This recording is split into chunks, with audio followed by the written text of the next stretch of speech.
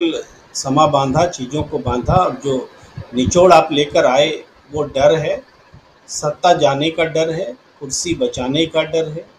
और जो नैरेटिव्स अब तक उन्होंने राष्ट्रवाद के अंतर्गत या अपने आप को बीजेपी को एक बहुत संगठित और सुशासित अनुशासित पार्टी के तौर पर जो बनाने की कोशिश वो करते रहे हैं, उसको भी उसके भी लुट जाने का डर है।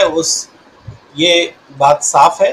और चूंकि विपक्ष की एकता की जब से शुरुआत हुई, आप इस बात को वहाँ भी ले जा सकते हैं जब से राहुल गांधी को संसद में बोलने से रोका गया, संसद अब्रप्ट किया गया, चलने नहीं दिया गया, बाद में उनकी सदस्यता चली गई और फिर लेकिन यहाँ विपक्ष की एकजुट होने का प्रयास रोका नहीं, वो जारी रहा।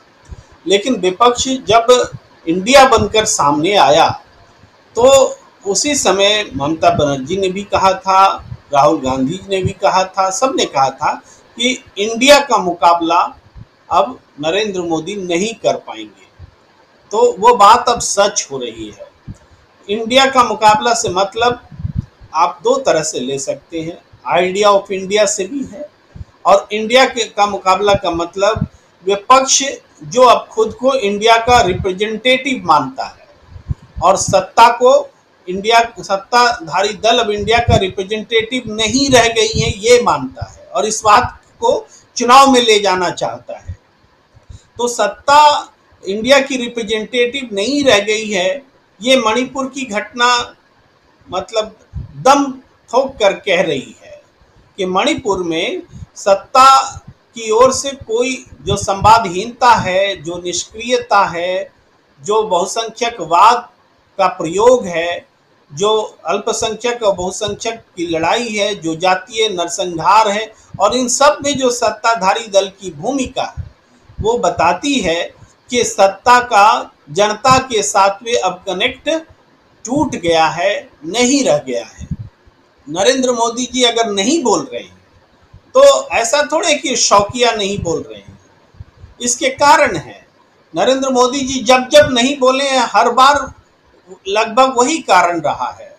चाहे मॉब लिंचिंग पर उनकी चुप्पी रही हो, चाहे आज मणिपुर पे रही हो, चाहे चाइना के मुद्दे पे रही हो, जितने भी मुद्दे हम गिना सकते हैं, किसान आंदोलन के दौरान चुप्पी रही हो, शाहीन बाग आंदोलन के दौरान चुप्पी रही हो, ये सारी चुप्पी जो है उनकी भारत के लोकतांत्रिक अधिकारों के विरुद्ध चुप्पी है, लोकतंत्र की हत्या पर खामोशी है, निष्क्रियता है और एक गलत को होने देना है। तो ये जो बुनियाद है उनकी चुप्पी की, तो ये चुप्पी की बुनियाद ये बताती है कि इंडिया का डर नरेंद्र मोदी पर हावी हो गया है। और आप इस बात को भी देखिए कि इंडिया का मुकाबला कर कैसे रहे हैं। पूरी भारतीय जनता पार्टी के रिएक्शंस को देखें तो आप देखेंगे कि मणिपुर की तुलना नरेंद्र मोदी जी छत्तीसगढ़ से कर गए, 36 सेकंड में मणिपुर से छत्तीसगढ़ पहुंच गए।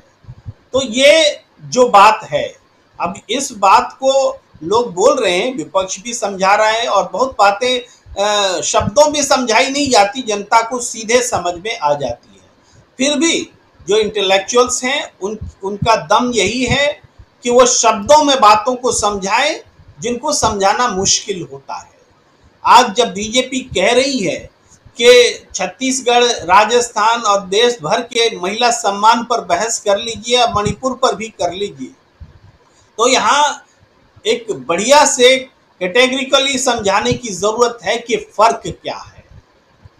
कि मणिपुर में जो कुछ हुआ है, मणिपुर की घटना सिर्फ महिला सम्मान की घटना नहीं है, मणिपुर की घटना जातीय नरसंहार की घटना है, ये पुरुषों के वर्चस्ववाद की घटना है, बहुसंख्यकवाद, धार्मिक नजरिए से, जातीय नजरिए से, हर तरीके से बहुसंख्यकवाद की घटना है। तो इस घटना में सरकार फेल हुई है, प्रशासन फेल हुआ है, डबल इंजन का कॉन्सेप्ट फेल हुआ है, सारी चीजें फेल हुई है। यहाँ पर गलत के साथ सरकार खड़ी नजर आई है। भाई महिलाओं का नग्न परेड हुआ है तो पुलिस ने महिलाओं को सौंपा है भीड़ के पास में। बाकी किसी स्टेट में महिलाओं के साथ जो दुराचार की घटनाएं या बलात्कार की घटनाएं होती हैं उसमें प्रशासन या सरकार की निष्क्रियता तो होती है, लेकिन ऐसा नहीं कि सरकार और पुलिस प्रशासन बलात्कारी के साथ खड़ा हो जाता है। खड़ा होगा तो वो भी गलत घटना है और वो भी, लेकिन फिर भी वो आइसोलेटेड घटना है, ये संगठित है, ये सोच समझकर होने दिया जा रहा है।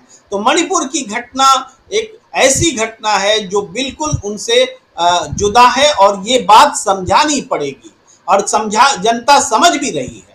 तो इस वजह से प्रधानमंत्री जी ने जो बोला है बहुत गलत बोला है। ये बात जनता के दिमाग में सीधे आ रही है कि 36 सेकंड में आप मणिपुर से छत्तीसगढ़ पहुंच जाते हैं और मणिपुर की घटना को इक्वेट करते हैं बाकी मुद्दों से। तो ये एक गलत परंपरा, जो गलत कब करता है कोई, जब सच्चाई से डरता है। सत्य का सामना करने की हिम्मत नरेंद्र मोदी जी और उनकी सरकार में नहीं रह गई है। मणिपुर के लोगों का सामना करने की हिम्मत नहीं रह गई है।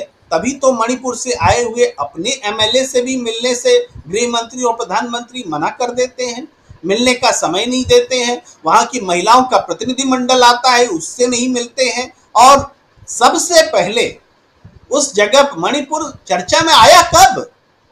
जब राहुल गांधी ने वहां कदम रखे, जब बहते हुए आंसुओं को पोंछने के लिए उन्होंने कैंप का दौरा किया, तब मणिपुर पर टीवी में कुछ खबर दिखनी शुरू हुई। और उसके बाद ये वायरल वीडियो जब आया, वायरल वीडियो ने पूरी दुनिया में जब इस बात की चर्चा कर दी, उन बातों को प्रमाणित कर दिया जो लंबे समय से कही जा रही थी और जिसका जिक्र शकील साहब कर रहे थे कि अमेरिका या दूसरे देशों को पता था कि यहाँ क्या हो रहा है। पता तो हमारे मुख्यमंत्री को भी था, मणिपुर के पता तो गृह मंत्री को भी था और जाहिर बात है कि पता प्रधानमंत्री को भी था। लेकिन इसके बावजूद इन घटनाओं पर चुप्पी रही। तो यही कारण है कि सच्चाई का सामना करने से सरकार डरने लगी और ये झूठ फरेब का सहारा लेने लगी, गलत नैरेटिव खड़ा करने की कोशिश करने लगी और इस हद तक पहुंच गई कि इंडिया के खिलाफ ही परसेप्शन बनाने लगे, मुजाहिदीन से तुलना करने लगे विपक्ष की। यानी डेमोक्रेसी में इससे बुरा बयान, इतनी बड़ी बेबसी, इतनी बड़ी लाचारगी प्रधानमंत्री के स्तर पर हमने कभी नहीं देखी थी। बिल्कुल, एक बेबसी भी यहां दिखाई देती है, जो आप कह रहे हैं लाचारगी दिखाई देती है। आना चाहता हूं जयशंकर जी आपके पास। जयशंकर जी, समझना चाहता हूं